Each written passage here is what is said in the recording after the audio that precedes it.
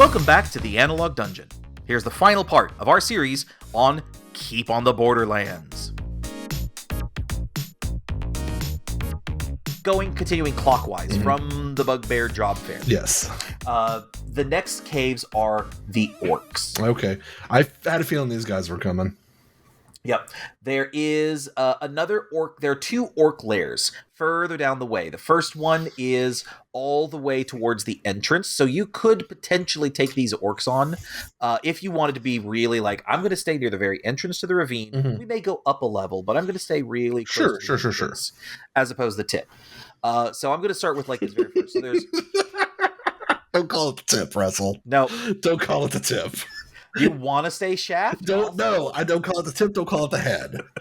Call it the end. It's the end of the ravine.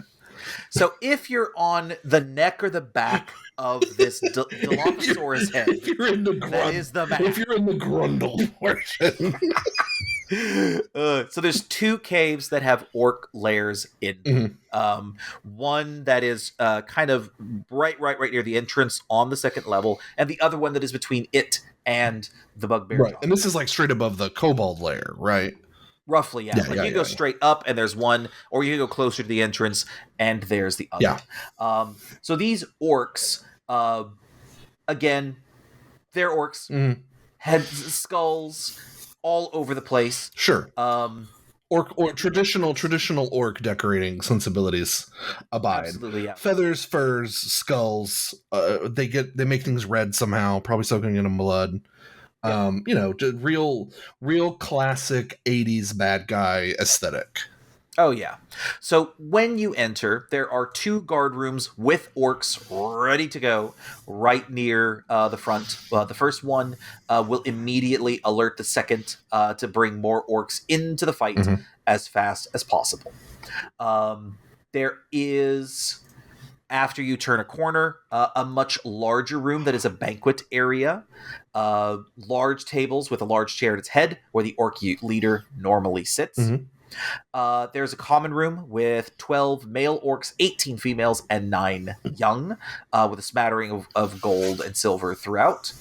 There is a storage chamber a little deeper in that's locked, and of course you would imagine keys being held by the orc leader, kind of like we've seen in the other chambers. But the storage chamber, unlike the others, not really a ton of food, a lot of weaponry. Shields, spears, battle axes in excellent condition. Lots of crossbows and bolts, all sorts of stuff in here. And then there is the orc leader's room, the deepest part of the complex.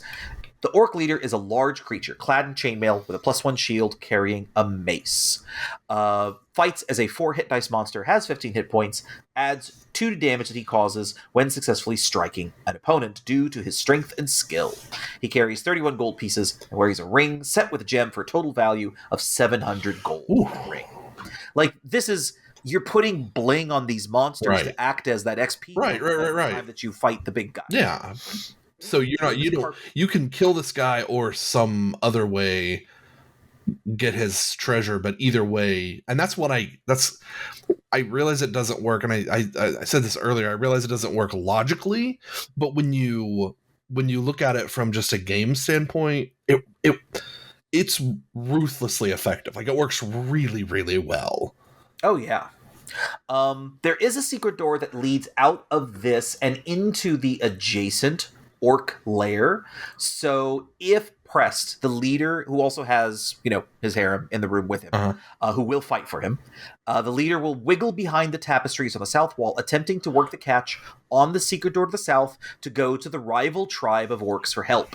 But his very life must be in great peril before he can do so.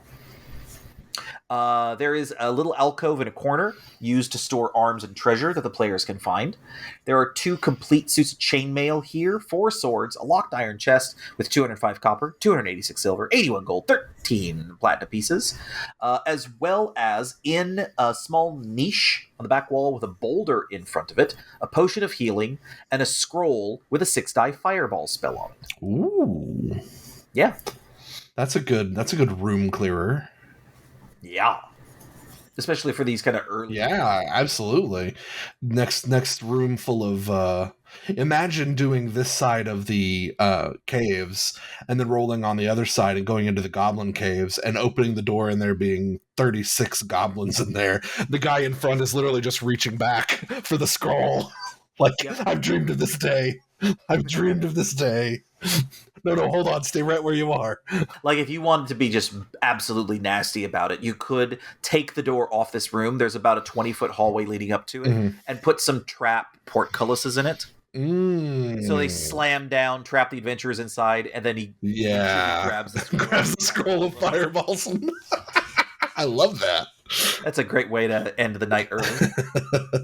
And that's the classy rocks fall and everybody dies. Portcullis falls, the orc fireballs, everybody dies. Yep. So the players, may have enough of a hard time dealing with this that the leader gets away and alerts the opposing orcs. Otherwise, the players may just wander into this other place on their own. Sure. It notes here that for the second orc lair, the one that's adjacent to the Bugbear Job Fair, they do not keep a continual watch like the orcs do in the other caverns. These are not the paranoid orcs. These are the laid-back orcs.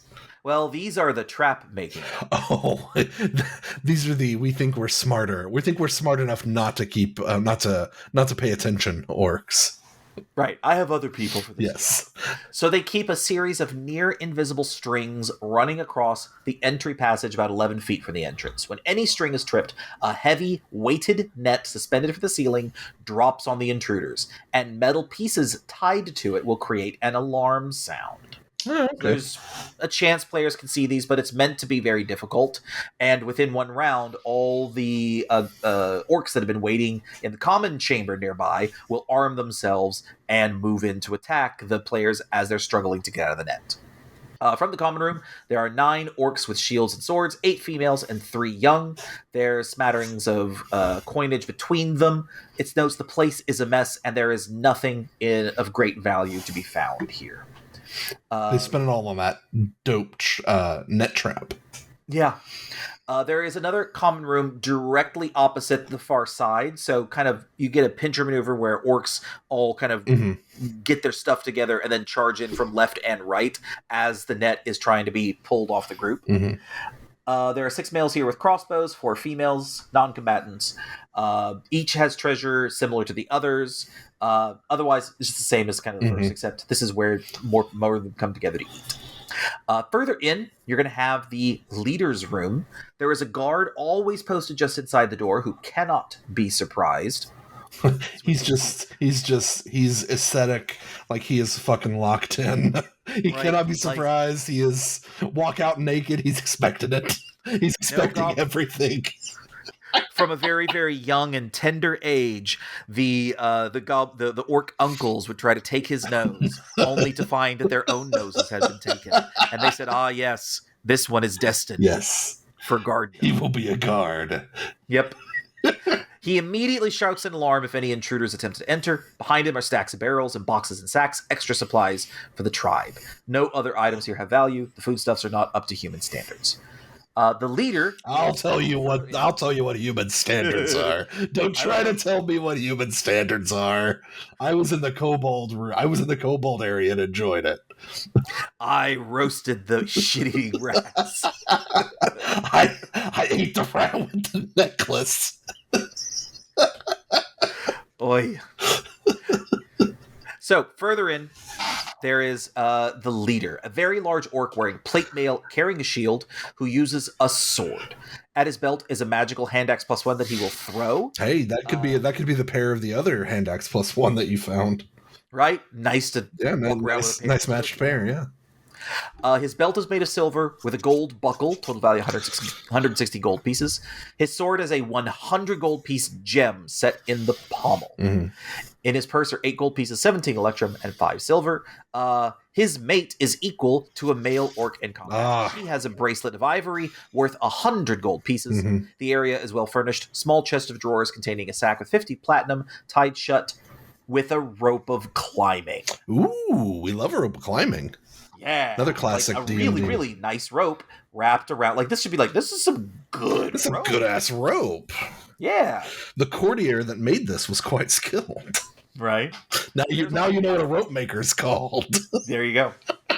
There's also a copper bowl, finely wrought, chased with silver on a small table near the bed, but it's full of garbage and tarnished, so it looks like it's worth nothing, but it's actually worth 50 gold. Okay. Well. So that clears out our second level. We've dealt with hobgoblins, we've dealt with orcs, 2 different tribes of orcs, both alike in dignity, and we had our references checked at the bugbear job. and multiple, I would also like to point out, multiple instances of various monstrous race muscle mommies. Oh, yeah. They're just all over the place. Exactly. This is a progressive module after all. Yeah. So that leaves us with 2 caves left. A single cave whose entrance is on the 3rd layer, and then a 4th cave, or a last cave that is up on the 4th layer at the very, very top. Ooh. This feels bossy. A little bit. And it for good reason, yeah, because the very last one, whose entrance is on the 3rd layer, but also there's a way to connect into it from the entrance on the 4th layer. Mm-hmm. This is the single largest complex of the whole dungeon. Oh, wow. Like you could say that the hobgoblins and the goblins are kind of the largest complex, roughly equal in size, but this has the most rooms all dedicated to the same group. And there's good reason for that. So we're gonna cover the first smaller section, the one that is it's listed first in the book. It's the one whose entrance is at the very, very top, the 4th level, and then we'll proceed deeper into the big final chambers, the final of our caves of chaos. So one of the last things is going to be a gnoll lair. Gnolls. Kind of up and off to the corner. It's at the very, very, very top end of the caverns. There's a small cave at the entryway. Players kind of have to really look for it, and there's a chance that they will alert the nearby guards. Now, much like all of these other caverns, there's a similar layout. You're going to run into a couple of guard rooms first. Sure. Gnolls are in here with bows who are going to be shooting at anybody that comes in first. If it ain't broke, don't fix it. This is the way this goes. There are some males and females scattered about. There's a decent amount of treasure in one of the guard rooms. A sable pelt worth 450 gold, piled with some other furs and pelts throughout the area. Fancy ass paintbrushes that you charge $20 a piece for on Amazon. Remember, we said that there was a trader back at the keep who cared a lot about fur. Oh, that's right, the fur man. He's gonna shit his pants when he sees this. You might decide to field dress a bunch of gnolls and bring some gnoll fur back with you, in addition to the stuff you find here. Wait, is this sable? I'll pay anything. There is a locked room that's a storeroom and armory. 7 shields, dwarf-sized chainmail, hand axes and longbows, as well as a sword -1. That's right, it's a cursed sword. So it's just it's gonna cause you to fumble around because it's just to give you a -1 to everything instead of a +1. Wow. I mean, I'd never considered a -1 before, but here we are. Obviously, okay, a -1. Weird, wild. So speaking of fumbling and stumbling, there is also a barrel of exceptionally fine ale that is leaking when the players come in. Uh-oh. The odor will tempt adventurers to taste it. It is so good, in fact, that there is a 5 in 6 chance per taste that adventurers will draw a healthy draught and then spend the next 1 to 2 turns or 1 to 4 turns drinking it. Okay. If this occurs, be sure you have the appropriate characters sing, make noise, act foolishly. Any of their attacks will be at a -2 to hit, and that will continue for as many turns as they spent drinking. Because, consent. Right.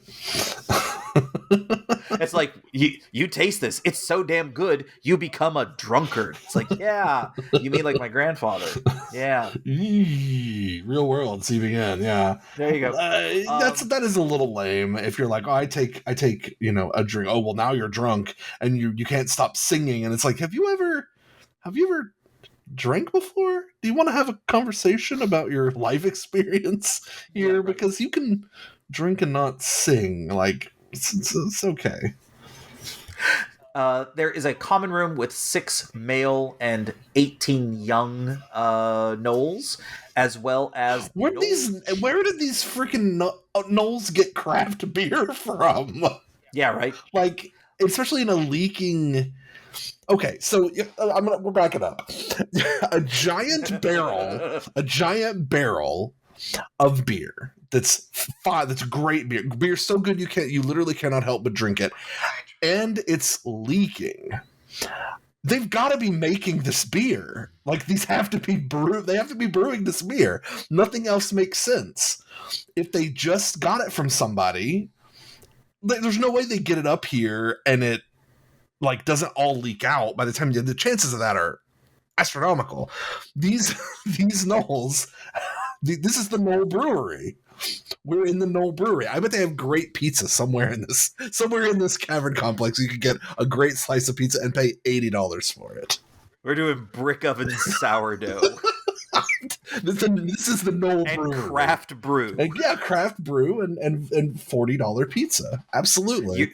You show up with your coupons from the Bugbear Job Fair. Yeah. Oh, yeah. Oh, if you, this is a result of the Bugbear Incubator, right? You go through the job fair, you get all your swag, and then you walk over to the Gnoll Brewery, and you'll have yourself a pint, and apparently spontaneously begin singing and making noise. Jesus. So after you kind of go past this area, you have the Gnoll Chieftain who awaits. Gnoll Chieftain is wearing pieces of plate mail, has incredible strength, as well as 4 female gnolls waiting with him. Mm-hmm. The Chieftain has a pair of silver armbands, 50 gold pieces each, and each of them have a smattering of gold throughout. His sons are also present, according to this. Yep, 2 sons. I'm telling you, Gnoll is a brewery. This is classic brewery. Dad wanted to start a brewery and got his sons involved. Yep, Brewster and Sons. Yep. Yeah. The Gnoll Craft Brewery. Furnishing the place, crude and battered. There's a large metal pot beneath the flagstone. In the metal pot, 200 copper, 157 silver, 76 electrum, 139 gold pieces.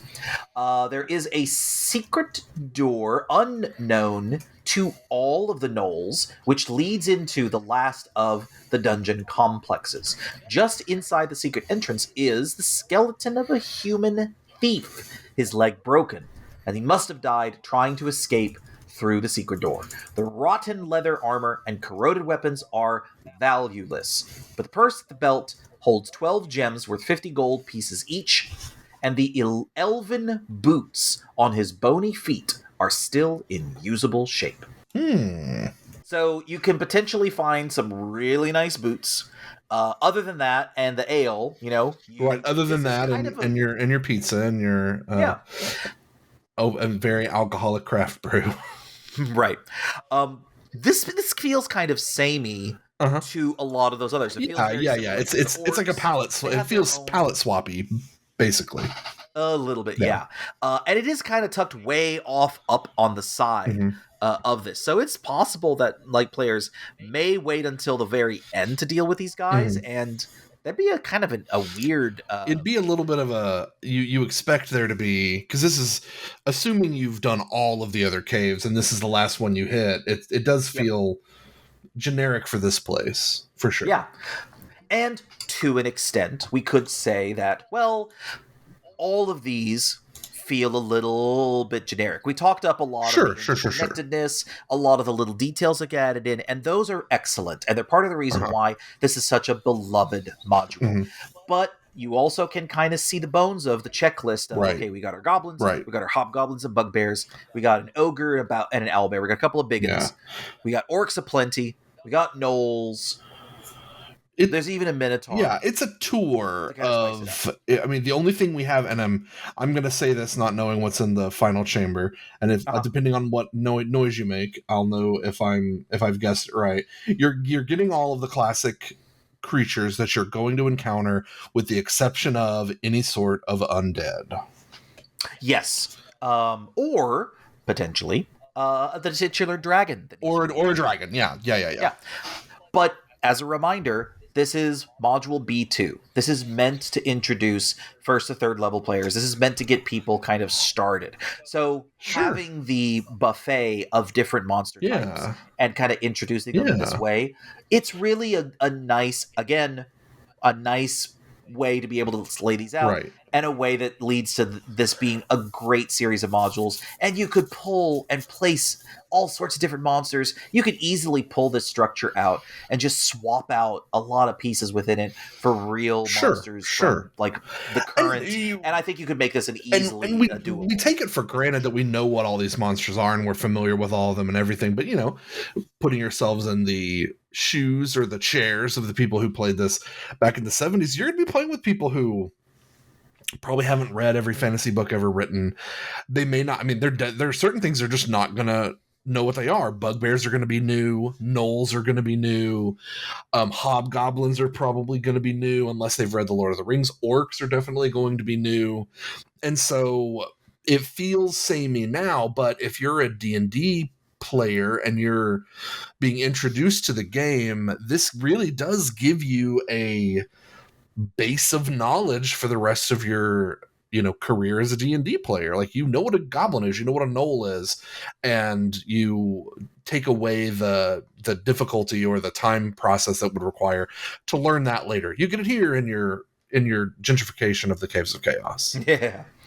So that leads us to the final of the Caves of Chaos. The last and largest of the sections, our anchor tenant, if you will. Yes, this is Macy's. This is Dillard's. XP and monsters. This is Dillard's. Exactly. This is Macy's. Yeah, this is JCPenney.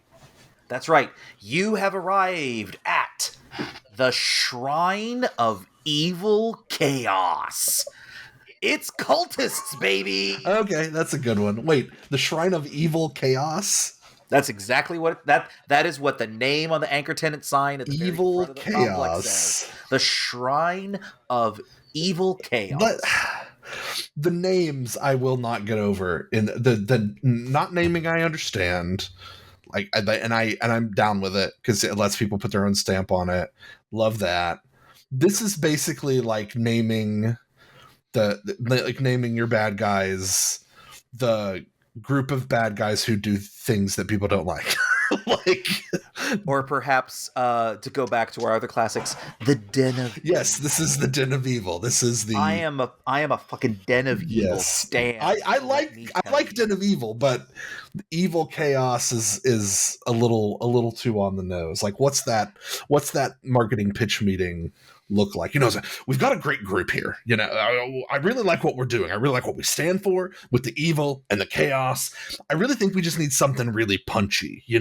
Other evil groups, there's the Red Wizards of the Thay. It's mysterious. What is Thay? We don't know. Red, a striking color. Let's go with the Emerald Claw. And claws are nasty and they can hurt you. Emeralds, an amount of sophistication. What do we have? What do we bring to the table? Here's what I'm thinking. Those quarterly reports that you asked for, Mr. Sir. No, there's not time for quarterly reports. We're trying to come up with a name for our both evil and chaotic organization. I'm sorry, Dad. Yeah, get out of here. Do you have any ideas for this? Well, you could call it the Shrine of Evil Chaos. You just put the name right there, kind of branding 101. You put the mission statement right in the title. God. Now that's all I'm going to be able to think about. Fine. Evil Chaos it is. Just... Did I make you proud, Dad? Never. Get out of here. Aww. The Shrine of Evil Chaos. Yep. And just you wait. There's more. Okay. Pamphlets. What to know about both evil and chaos. Yep. A faint, foul draft issues from the 20-foot wide cave mouth, which is the entrance to this place. The worn path through the copse of obscenely twisted and oddly bloated trees gives those approaching along its length an eerie sense of unease. And as soon as they enter the cave mouth, a dim awareness of lurking evil will pervade their senses. Red strata intertwines with bulging black veins running through the hewn rock walls beyond the entrance. Even the cave is evil. The wide corridors and chambers are deathly still. A faint groaning sound and a shrill piping may be occasionally heard, barely perceptible, even if the party is absolutely silent and listening. The floors worn smooth by the tread of countless feet of the worshippers at this grim place. The footsteps of intruders will echo alarmingly in these vaulted halls. Bonuses to notice people and surprise them. Basically, it's less likely they'll be surprised. Right. Extreme care must be taken to muffle such sounds if the party has any hope of remaining undetected until the moment of their choosing. Continual noise will bring 8 zombie guards to investigate. Yep, Who called it, baby? Called it. You gotta get people because you gotta learn about zombies. You gotta learn about skellies. Yeah. You maybe throw in some of your second tiers, your whites, your ghasts, your specters, your poltergeists.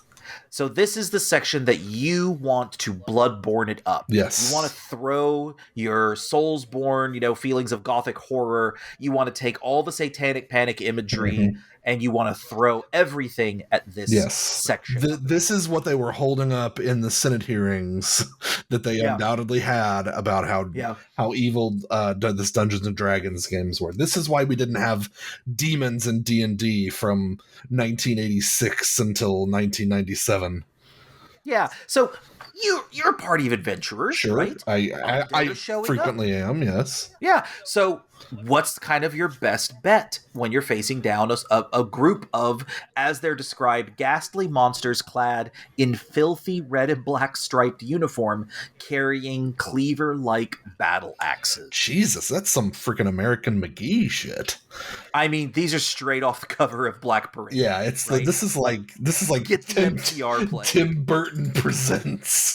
Right. Tim Burton presents The Caves of Chaos. So whose time is this to shine? Who is ready, willing, and able, and has been kind of maybe like keeping this part of their toolkit on hold up until this point? Well, there's 2 answers to that question. I think the answer you're looking for is the cleric. It's turn undead time. Yes, it's time for turn undead. I would also have accepted the paladin who's been desperately wanting to smite evil and finding only generally neutral chaos. I don't have smite chaos. Just chaotic neutral everywhere. I don't have smite chaos, god damn it. I have smite evil. If I had prepared smite asshole this morning, a whole lot more people, I'd have been out of spell slots before we hit them. And I haven't used one. Yep. So yeah, your cleric becomes suddenly the MVP. I'm stuck in this image of the paladin having entirely different personality depending on which flavor of smite they've prepared in the morning. Right. Smite, chaotic, neutral. They're just pissy at the world. Just waiting for somebody to do something out of line. Doesn't matter what it is, as long as it's not right. The main character from Falling Down. Yes. Yeah. Walking around with just trying to get home. Their briefcase in one hand and their battle axe in the other. Yeah. All right, so here's the thing. Your cleric is going to step forward. They're going to brandish their whole... Hell yeah, they are. Going to go for turn undead. Every single undead is wearing an amulet of protection from turning. I believe you need an amulet of go fuck yourself, cleric. Yes. What it does is it makes it more difficult to turn them. So it states attempts by a cleric to turn the group of zombies are made as if they were ghouls. Okay, so they're basically treated as like more hit dice, harder higher to turn. Power. You turn fewer of them, but they're still zombies. Sure. But it does mean that the entire group of 8, backup dancers from My Chemical Romance aren't going and turning and running away. That's the moment true. You turn the flashlight. And I kind of get it. I can see the playtests of this being like, we saved undead for the very last, but we have one fucking guy who's just his bread and butter is fucking over undead, but we still want to keep undead at the end.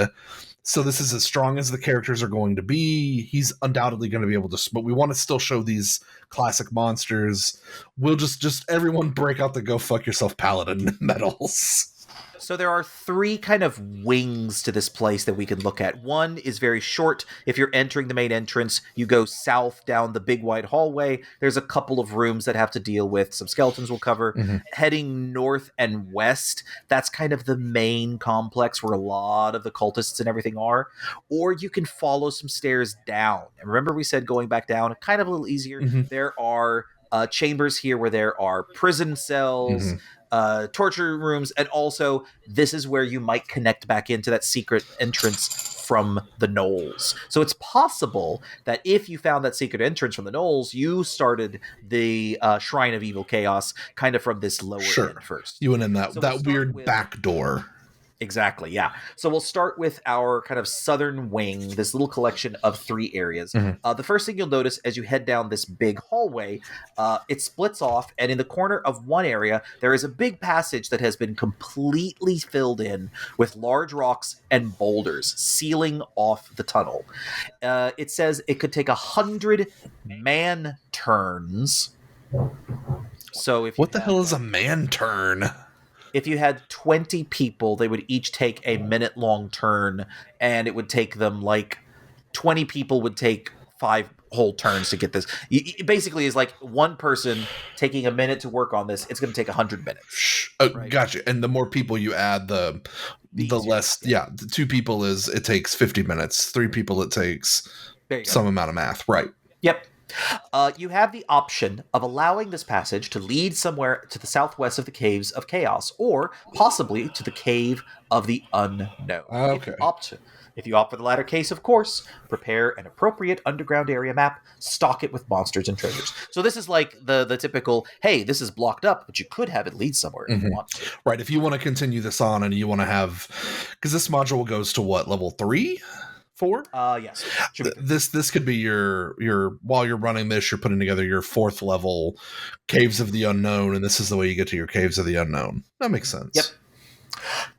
One side of this, kind of over to the north side, has a guard room where there were 8 zombies lurking about, all wearing amulets of protection from turning. So are the zombies guards, or is this? So there are zombie guards.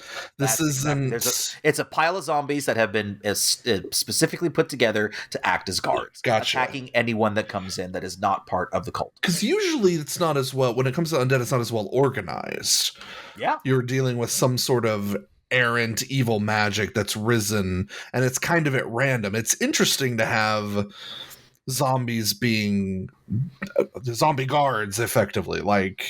That's an interesting, but I guess we're dealing with a cult. Clearly it's a death cult, or an undeath cult, I guess, if that's their flavor. It's the Shrine of Evil Chaos. So, I mean, neither one of those words are death, or so why isn't the Shrine of Dead Evil Chaos? Just put all the bad words together. Dead Evil Chaos. The Shrine of Evil Dead was already treated. Yeah, fair. So on the opposite side from this guard room, away from the boulder-filled passage, you have the Hall of Skeletons. Ooh. An audience chamber with a dais and a throne-like chair. On this chair are 4 large red gems worth 500 gold each. Damn. The room is otherwise empty except for a dozen skeletons clad in rags of chainmail, bearing battered shields and rusty scimitars propped against the walls. These bony guards do not move, and any attempt to turn them immediately upon entering the chamber will have no effect, as they are obviously not animated. However, as soon as intruders touch the dais or the throne chair, the monsters will spring to life from their positions on either wall of the chamber. Uh-huh. Each has an amulet of protection of turning on them. So they are turned by clerics as if they were zombies, not skeletons. So there's a hierarchy to them. Yeah. Once the skeletons are disposed of, it's an easy matter to pry the 4 gems from the back of the chair. Okay. So that's our southern wing. Skellies tick. Yep. If you were to head directly north upon entering, there is a room that has some acolytes in it that could potentially jump in and deal with players as they start heading deeper into the complex. Mm-hmm. It says that they are dressed in rusty red robes with black cowls. Under the robes, each wear chainmail with a mace at their belt. They carry 10 gold in their purses, and the leader wears an amulet of protection from good. This amulet circles the wearer with a magical barrier, serving as a protection from good attacks by adding 1 to their saving throw or subtracting 1 for the hit die. So it's kind of like a little mini Bane. Yeah. Interesting. This will also keep out attacks from enchanted or magical monsters like gargoyles, but blah, blah, blah, blah, blah, blah. Basically describes protection from good. Right. As well as a description of the various trappings of the room, but it's essentially it's a room for acolytes to hang out nearby and be ready to jump in when and drink beer and play poker. Just like one's named Bradshaw and the other one's named Farouk. That's a reference for my fellow wrestling fans. I'm with you. I'm one of you. They're a little pissy because you interrupted their mazes and monster session. Yeah, exactly. Yeah. So if you head east, you're going to go downstairs into kind of the dungeony wing where the torturer and the jail cells are. Heading down the stairs, the first real kind of offshoot that you turn down to kind of winds its way into kind of an interesting little encounter down in the crypts and jail cells. This is a cell that's kind of separate from all the other rooms. The door is of iron, locked and barred, but there is a window set in the door. This is the place where prisoners are kept until they are tortured to death or sacrificed in the chapel above. There are several skeletons still chained to the wall, as well as one scantily clad female. Well, we were due for a hot babe, so I guess we were kind of due. It's been 2 levels by this point. I guess we found her. It says in here, a fair maiden, obviously in need of rescuing. As she is partly around a corner, at first only her shapely legs up to the shoulders. This better be a trap. If this isn't a trap, I'm writing my congressman. It's a Medusa. Oh, good. Okay, we're back, baby. Punish those horny 13-year-olds. Right. Teach them to never trust women. God, it's awful. So it's a Medusa recently taken by the evil priest's zombie guard. Oh, so it is a prisoner. Yeah. Oh shit! I thought it was just the Medusa hanging out like Maneater style. Literal jailbait. Right. No. Okay. No, this is an act. Remember, this is a full-on ecosystem. Yeah, right? sure, for sure. These people. So there's a Medusa. The evil priest's zombie guards that couldn't be turned to stone took it prisoner. Sure. I guess a zombie couldn't be turned. Well, could a zombie be turned to stone? It's a good check on it another time. I think I don't know. They certainly would have had no trouble dealing with the asp hair, which for is sure. Described as if an adventurer takes a bite, they have to save versus poison or die. Oh yes, we're back. We're so fucking back. Instant death. People looking at the creature, including those fighting her from the front, must save versus being turned to stone by the Medusa. Hope you know your Greek mythology, bitch. Yeah. Going into a little bit and kind of gratuitous detail, not being above such things, the cleric, who's at the charge of the whole thing, had plans for removing the Medusa's snakes, blinding it, and then eventually sacrificing it at a special rite to a demon. Gotcha. The Medusa will spare 1 or 2 of the adventurers from her gaze, promising them she has magic which will turn their companions back to flesh again, if they will free her from her chains. Okay. She does, in fact, have a special elixir, a potion of stone to flesh in a small vial, enough liquid to turn 6 persons who have been turned to stone back to normal. Okay. If freed, she will try to stone her rescuers with no intent to use it. Come on! We were so close! The Medusa was captured! There's chaotic evil, there's chaotic stupid. Yeah, like the people that let her out and expected a reward. No, you gotta do... fine. At least she does have the. I hope she just turns everyone to stone and rocks don't fall. And you all are turned to stone. End of game. It's entirely possible. It's entirely possible. You get in here and it's like we've survived everything, but our one failing flaw. We're our horny 13-year-old boys. We're just a pair of shapely legs stuck around a corner and nothing else. Christ. God. Good to see a Medusa though, and good to at least play against type almost. It's like a little tiny subversion almost, but not really. But at the end of the day, no. You still got a hot babe. You had a cool fight, and who knows what else. Let's move on. Let's move on from our unfortunate Medusa. Right. There are 4 other rooms in this wing downstairs. One is a guest chamber for important guests visiting the Shrine of Evil Chaos. Sure, like you do. Yeah. Use the summer at the Shrine of Evil Chaos. Yep. There is a torture chamber, and this is like your kind of upscale torture chambers. You have various implements of torture, large and small, rack, Iron Maiden, tongs, pincers, whips. Yeah. There are also thumb screws, comfortable chairs scattered along the wall. Sure, for the people who visitors can watch the proceedings. Right? Yeah, absolutely. What's why it's right next to the guest chamber? Yeah, you know? This is the playroom. This I would understand being called the playroom. Right, exactly. The torturer lives in the forepart of the place and will attack unauthorized people who enter.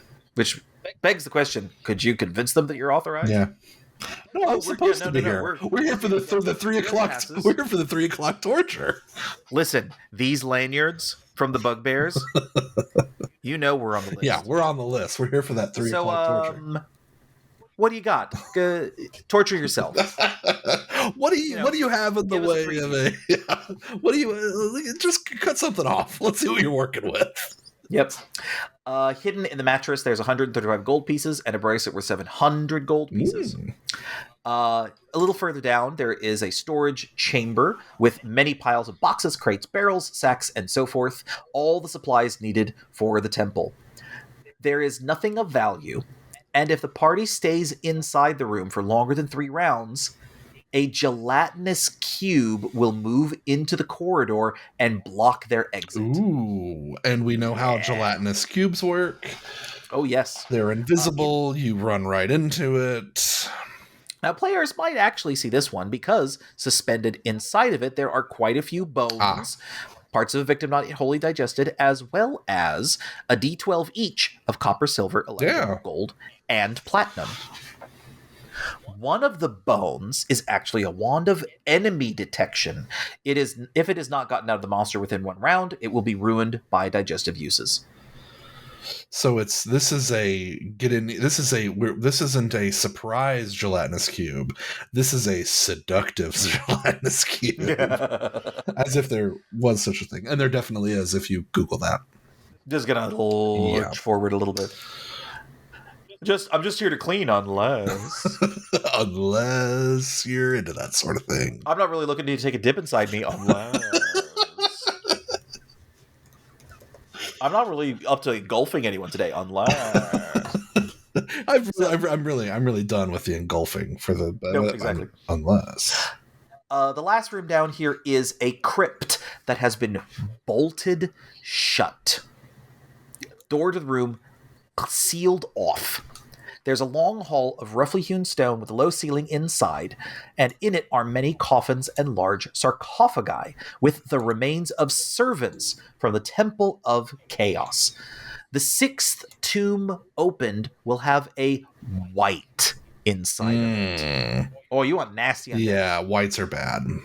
Because level drain. Yep. And you don't have that many levels to spare. No. There is no treasure buried with any of the remains, but there is a secret compartment in the White's tomb with a sword +2. Ooh. A scroll of protection from undead. Handy. A silver dagger worth 800 gold pieces because of gems set into its pommel. And Jeremy, this is a classic. This is definitely one of those magic items that is certainly one of the magic items of all time, second only to the girdle of gender change. It is the helm of alignment change. Oh, no. Yep, your lawful good paladin suddenly turns to a chaotic evil blackguard. Oh, yes. That's the like railroading DM's best friend, the helm of alignment change. Yep, you're back behind your screen, just like eagerly flexing your fingers, waiting, and then the druid, the true neutral druid, just plops it on their head. It's like, oh, it's a hat. I think I'll keep it. This is cool. I think I'll keep it. Like, God damn it! You can't. Foiled by neutrality again. Yep, Switzerland. yeah. So that wraps up our kind of underground downstairs wing, and that takes us to the final wing, the temple wing. Going from your main entryway, heading north by the acolytes and their tabletop RPG game, there's a slope leading upwards. To your left, to the south, there is the chapel of evil chaos. Right? Gotta get that brand out there, baby. We're not at the temple yet. No, we're not at the chambers. We're the chapel. We're at the chapel. We're at the chapel. Going to the chapel, and we're gonna have some chaos. Gonna kill some innocents. All right. So this place is made entirely of red stone. Oh my The floor, God. a mosaic checkerboard of black and red. This is absolutely 100% the gothiest thing I've ever heard. Oh, don't cut yourself on that edge. It's so good. Stick around. The south wall is covered by a huge tapestry which depicts a black landscape, barren trees, and unidentifiable but horrible black shapes in silhouette, possibly demons of some sort holding aloft a struggling human. Yep. A gray sky is torn by wisps of purple clouds, and a bloody moon with a skull-like face on it leers down upon the scene. God, I'm seeing the velvet portraits of this wall. This could be painted on the side of some guy's van. 100%. 4 black pillars support the domed ceiling some 25 feet overhead. Between these columns, just in front of the tapestry, is a stone altar of red-veined black rock, rough-hewn and stained brown with dried blood. Upon it are 4 ancient bronze vessels, a shallow bowl, a pair of goblets, and a ewer, a vase-shaped pitcher. They are also blood-stained, but obviously worth a great deal of money. 1,000 gold for each cup, for each. 2,000 gold for each of the other items. Ooh. But they are relics of evil, and any character possessing them will not part with them or sell them, nor allow others to handle them. My precious. Yep, straight out of the Tolkien playbook. For each character who picks up one of these objects, the DM should have the character make a saving throw versus magic at a -2. Any who save successfully will get a feeling of great evil about the object and may voluntarily put it down. If the save fails, the characters will rapidly fall under the influence of a demonic spell and within 6 days become a servant of chaos and evil, returning to this very chapel to replace the relics and stay as a guard forever after. Well, this is just their employment program. But it's also like a perfect explanation of why these things are here in the first place. Sure.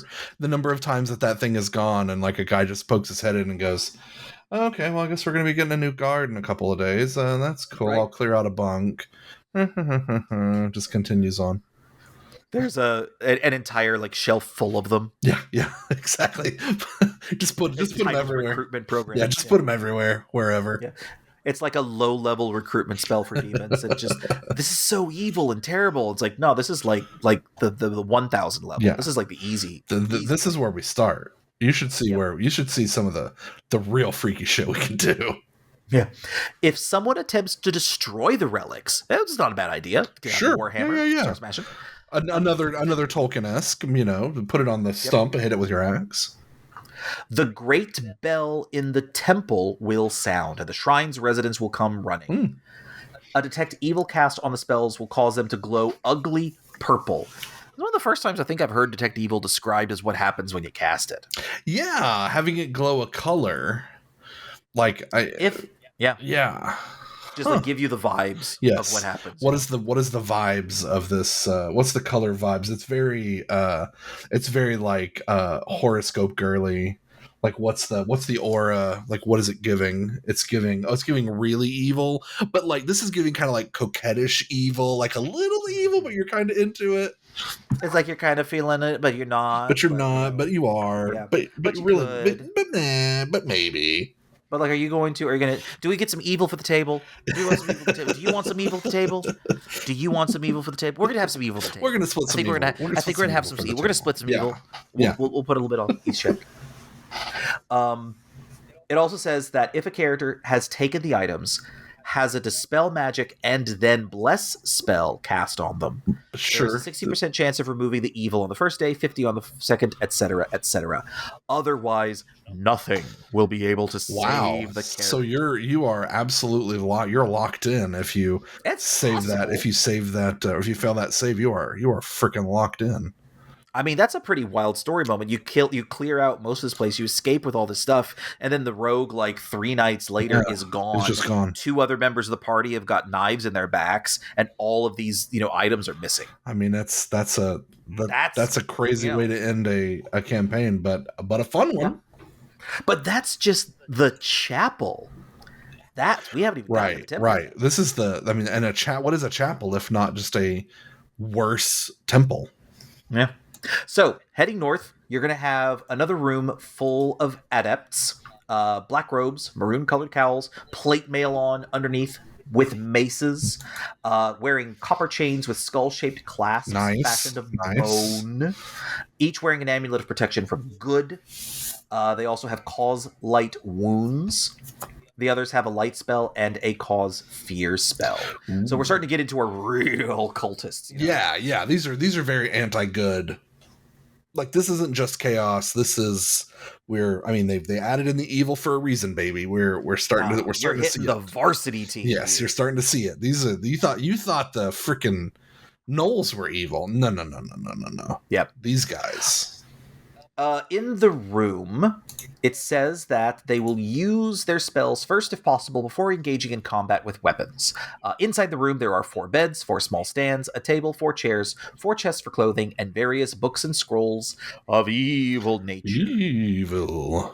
Nothing of value. However, on the table are copper dishes and vessels, around 300 coins weight, exceptional craftsmanship worth a total of 175 gold pieces.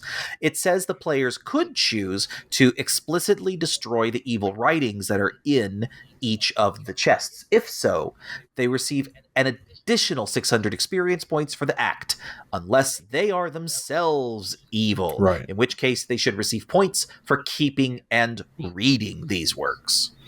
Oh, so it gives you the way to buff, and like if you're running an evil party through this, which still sort of makes sense considering everything we've talked about. Yeah, possibly. You're just like the follower of a different evil god. Like you're walking through there going, no, this is all wrong. Black and red. No. What you really need to be for is like really dark gold and like a sickly putrid green. That's the real color. Like we agree with everything you're doing. Torture chamber, well appointed. The chairs were great.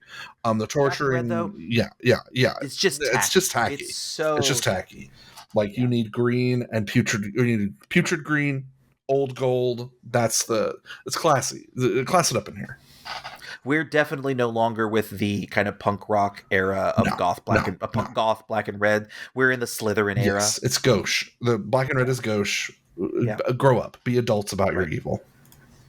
So when you're continuing down this hallway past these 4 adepts that are, pretty sturdy dudes to have to fight, then you're getting into the temple itself.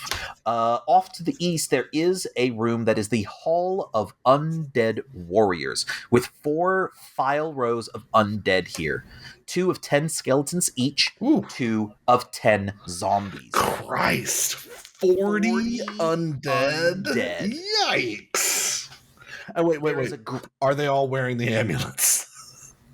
No. Okay, well, at least you can. This is where hopefully. Oh, wait a minute. Actually, Oh, okay. They're not wearing amulets, but they have essentially the same effect upon them. The skeletons are turned as if they were zombies. Sure, The sure. zombies are turned as if they were ghouls Yeah, well, because they're in this. they're the undead warriors, Yeah, undead fair. heroes. Yeah, I almost said fair. Definitely not fair. I understand why they're doing it, but it's still, if I'm a cleric, I'm like, fuck all of you. Yep. So 40 undead, right? There's a giant bell. We've mentioned the big bell. Mhm. In the Temple of Evil Chaos, there is a big iron bell. When it sounds, they file out to attack. So anytime, Jesus Christ. So you're in the chapel. Yep. You look at the thing, you know what, we're going to destroy this thing because you see that it's evil. You smack it with your axe. You stand back. You hear the gong. You don't think much of it. You stand back to admire your handiwork. Yep. You turn around and you've got literally a World War Z style wave of skeletons and zombies. Well, essentially, they line out to protect the temple. They don't necessarily march fully gotcha. out. The skeletons will go out and march into the temple lining the south wall. Zombies will lead out of the north exit of the room and line the north wall of the temple. So you'll hear tromp, tromp, tromp. Right. And then when you get to the temple and you've gone past the adepts, you're like, oh god, this room is full of undead. Because they're all just waiting. Sure. And it says if intruders enter the room, they're in the passage to the temple, or they're in the temple itself, they will attack. Sure. If they are wearing the proper garments and amulets of the acolytes or adepts, they won't attack them. So you may disguise enough of your party to not get attacked. And then just make your way to where you need to be and then surprise everybody by ripping your hastily worn garments on and start attacking whatever's in the room. And then possibly face down your 40 undead. Yeah, but that's not all, because we're into the final rooms. We are into the Temple of Evil Chaos itself. The Temple of Evil Chaos. Beating black heart in the depths of the caves of chaos. This huge area has an arched ceiling some 30 feet or more in height. The floor is of polished black stone, which has swirling patterns of red veins through it. The walls behind the draperies and the ceiling itself all are of dull black rock, while the west wall is of translucent red stone, seemingly made of one piece, polished to a mirror-like smoothness. That's nice craftsmanship. That's my nice craftsmanship. Oh yeah, this is straight out of Legend with Tom Cruise and oh god, play the devil, Tim Curry. Yeah. A great bell of black iron stands near the entrance point with a pair of mallets besides its supports. To the south are several long benches or pews. There are 3 stone altars to the west, the northernmost of pure black, the middle of streaked red and black, the last of red with black flecks.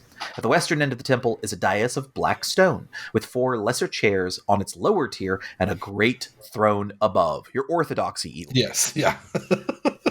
The chairs are made of bone. The ivory throne is set with gold and adorned with gems of red and black. 10 black stones worth 100 gold pieces each, 10 red stones worth 500 gold pieces each, and 1 large red stone worth 1,000 gold. Wow. Yeah, those thrones, that is like, we're carting those things out of here. Yeah. We're dying in the process. Oh, yeah. We're not leaving here without those chairs. The signs and sigils on the seats are of pure chaos and evil.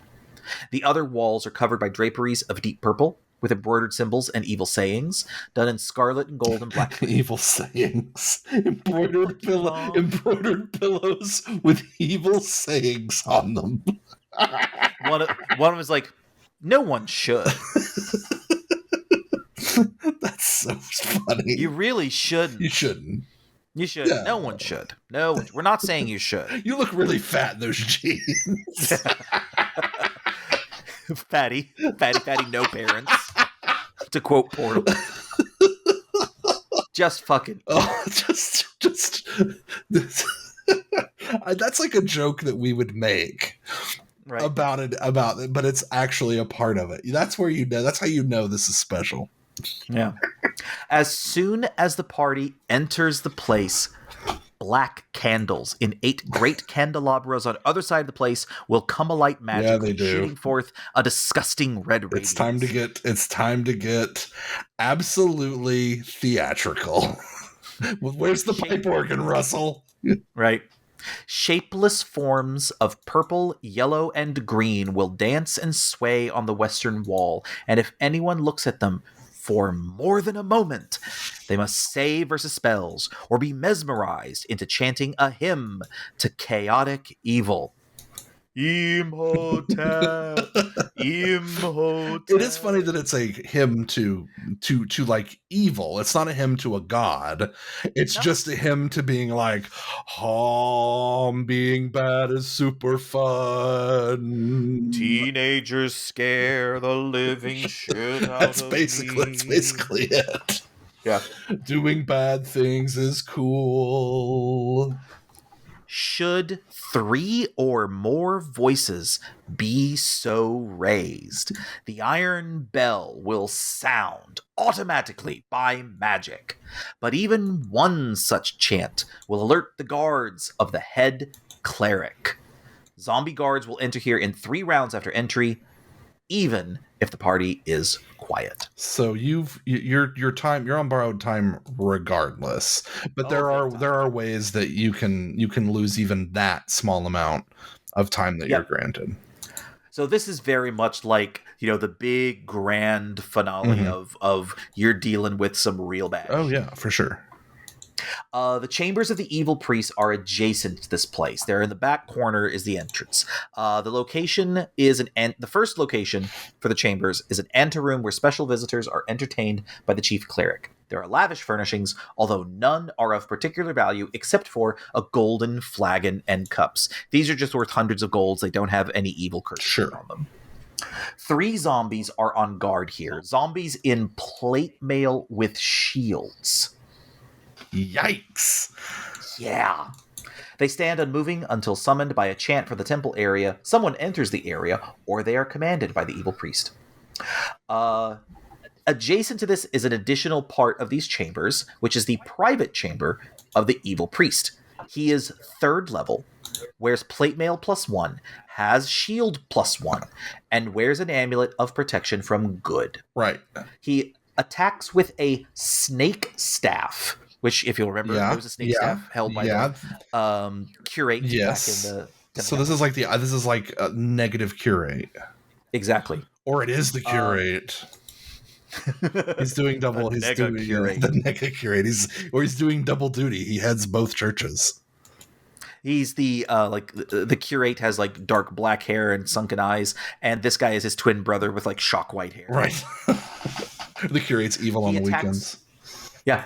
On command, the staff will turn into a snake and coil around the person it hits, and they held helpless, like we described before. He has a gold ring with a black gem worth 1,400 gold pieces, a purse with 51 platinum in it, wears a black cape and cowl with red robes underneath. His spells are cause light wounds and cause fear. The priest must touch someone, strike to hit for the spells to take effect. He also has a scroll with detect magic, hold person, silence, and as well as a potion of gaseous form, which he will use to escape through the boulder-filled corridor when all else fails. So he's getting away. Almost.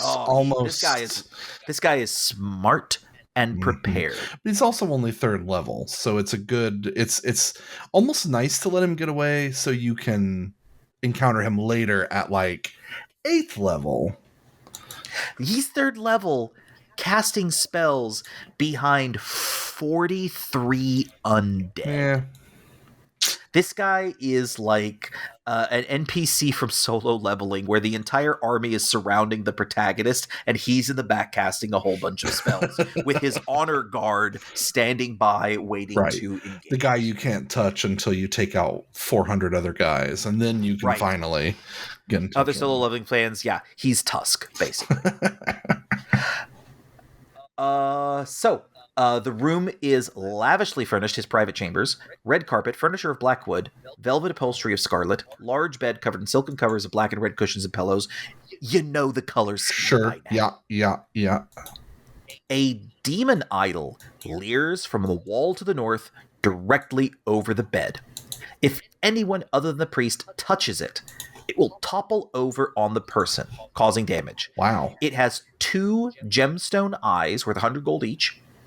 The evil priest will dart behind a screen in the southeast corner, enter a wardrobe there, slip through a secret door in its back, and then down a secret passage and out the corridor through another secret door should his life be in danger.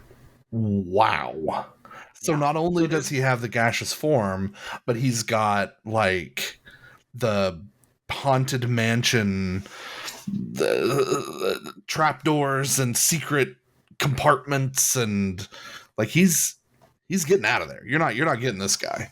Oh yeah, he's staying in the back where the big chairs are in the Great Hall while you fight all those undead. And if it looks like the tide's turning, he will put his honor guard between you and them, slip and out. Then he's gone forever.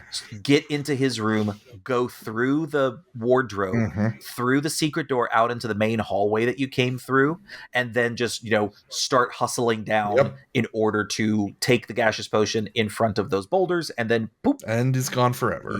Until he shows back up later, and you fight him at 8th level.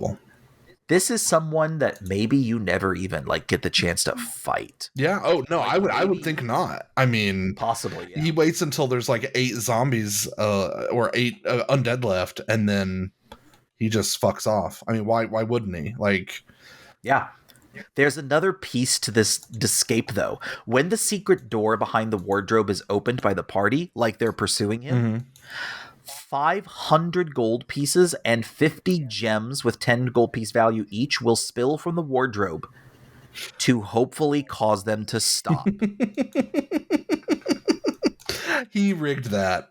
He will throw money. He literally throws money at you to get away. Yeah. You like money, right? Yeah. Meanwhile, the priest will try to rally their forces if any remain, or escape, assuming most of the fellows have been eliminated anyway. Well, right. I mean, they have to. They can always open their own little cells of evil chaos. I mean, it was time to franchise anyway. So yeah. But if you have successfully made it through those waves of undead and driven off the evil priests, cleansing this place, then you could make it out of here with a significant amount of loot. Oh, yeah. Set yourself up well after 3rd level to possibly be, well on your way to 4th, have a whole bunch of money from your expeditions on the Borderlands, and the Caves of Chaos will now be cleansed. Ready for new occupants. And we already know who those new occupants are. Yeah, it was a land white people. The guild has been scrubbing their hands waiting on this. The guild has been watching your progress very closely and measuring for drapes. Absolutely. So, this brings us to the end of the Caves of Chaos. It's possible that you may have lost people on the way to the Minotaur, to the Owlbear, to the Ogre suddenly jumping into the Goblin fight at the very beginning. Oh, yeah. Maybe even your drop bear kobolds jumping on your head and driving you towards that pit trap were a bit too much. Yeah, you might have left people in that pit trap. Maybe some people got headhunted away by the bugbear job fair. Yeah, that's true. You might have just lost people to attrition and a really solid pitch and adequate onboarding. Decent dental. Yeah. Yeah.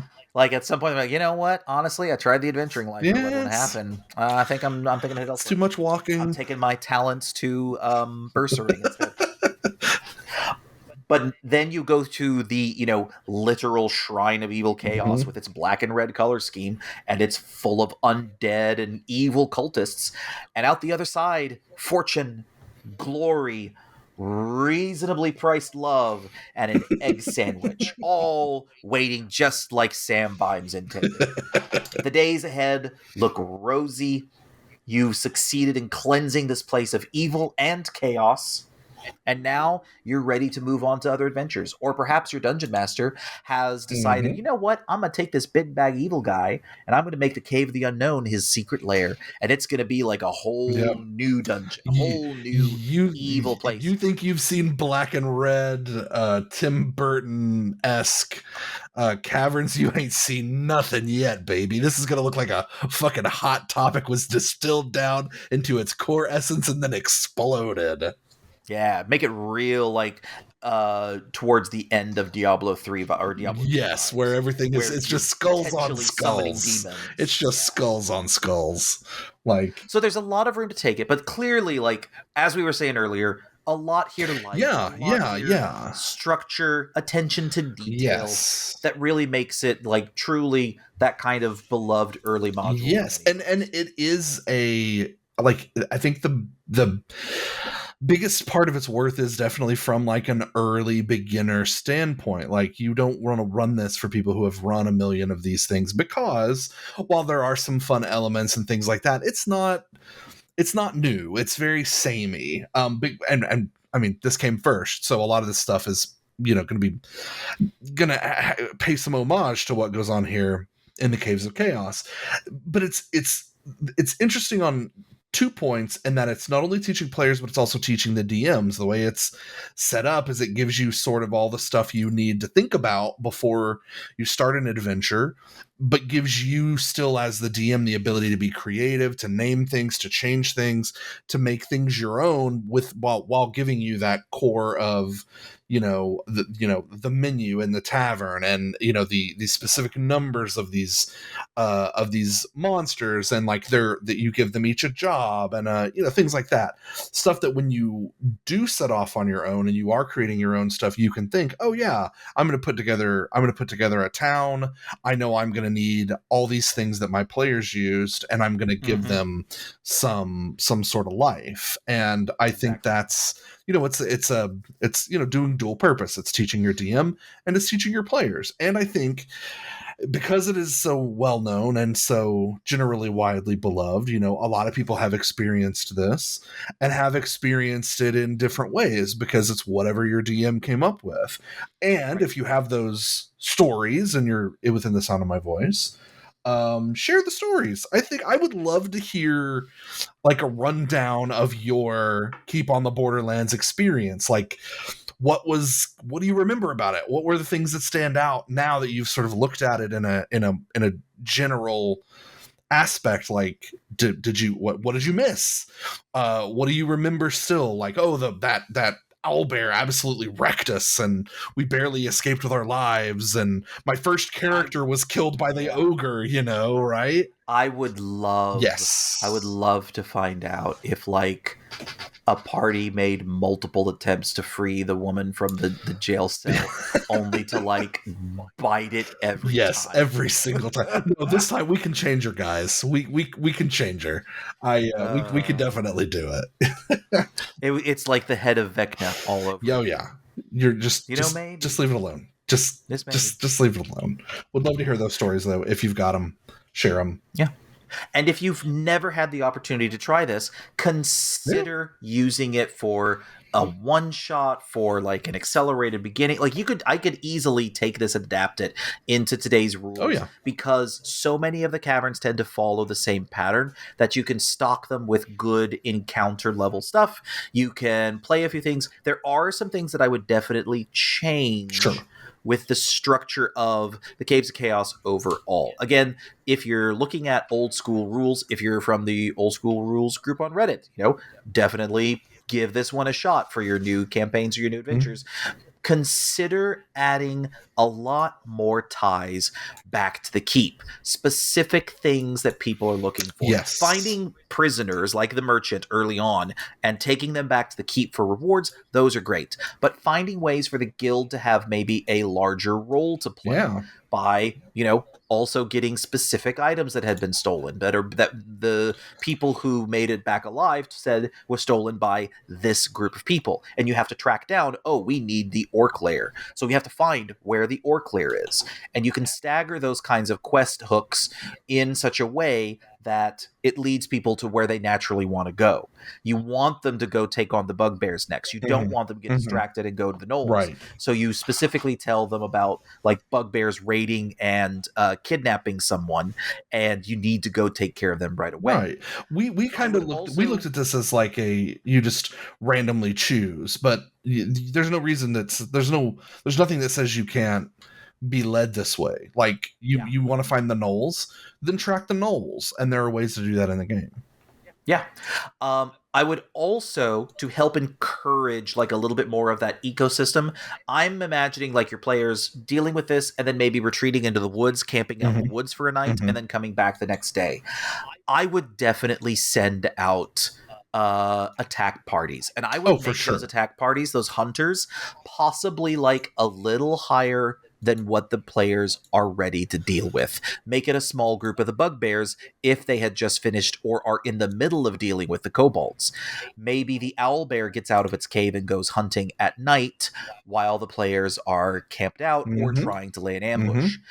Perhaps the adepts are taking the zombies out to, or bringing zombies back from a caravan that they just slaughtered and come across the players while they're bedded down. And that can lay some of the groundwork for, oh, these guys are also here. We'll have to run into them eventually. Yeah. Or they can definitely, like, while a party is kind of recovering, knock them down enough that they decide, no, we need to retreat to the keep. And that's a good way for them to be able to get a little more extended downtime, for you to restock the dungeon, and to make it feel a little bit more lethal.